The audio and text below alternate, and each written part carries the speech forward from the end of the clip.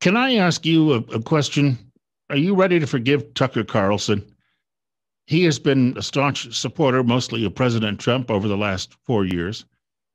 Carlson was one of the few people who really fanned the flames of keeping alive the Hunter Biden story.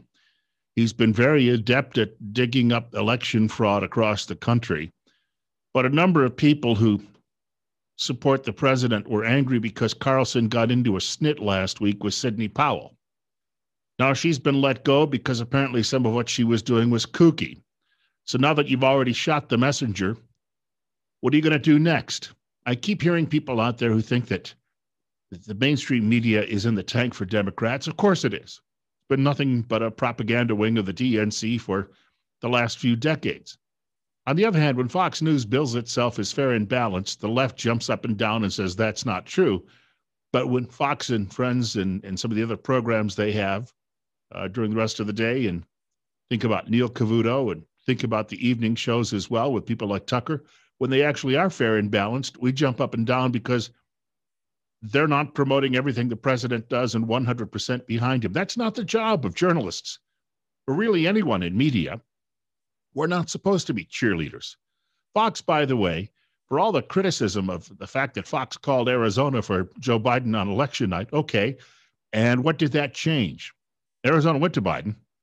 Fox being first by doing it suggests that the Fox people are really on their toes. Yeah, but how dare they? Well, what do you want them to do? Lie and claim that Trump won it? That's not going to change anything. The numbers are still in Biden's favor.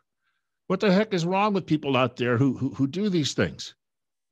I think President Trump is one of the most consequential leaders we've ever had in this country.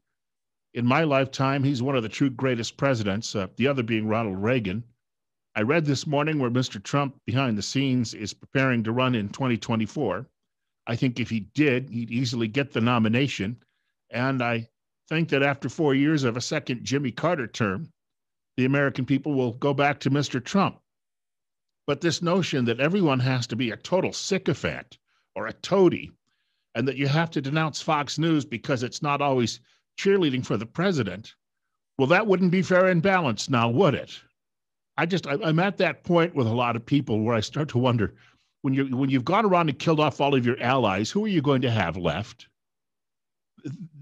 This is a serious business that we're engaged in. We're trying to sort out fraud and the like, but it's not something that you can do with a snap of your fingers. It takes time. We don't have the luxury of time. We'll know more over the next few years as it starts to unravel. And when that happens, there's an excellent shot for Mr. Trump again in just a few years. It would be a triumphal return. It might just be what this country needs, the elixir, the tonic, to finally break the backs of the liberals. Not in a literal sense, by the way. Somebody out there will take that and claim that I'm calling for harming them. I want them to be converted. I pray for their conversion every day. I do want to point out, if you like our videos or you don't like them, you can leave a comment in the section below. But I got to tell you, you got to stop beating up on your own. Let the Democrats do that. Bill Colley is my name, and if you're not aware of what I do, I host a radio program in Twin Falls, Idaho. Spell the last name Colley. That is on air Monday through Friday, 6 to 10 a.m. Mountain Time.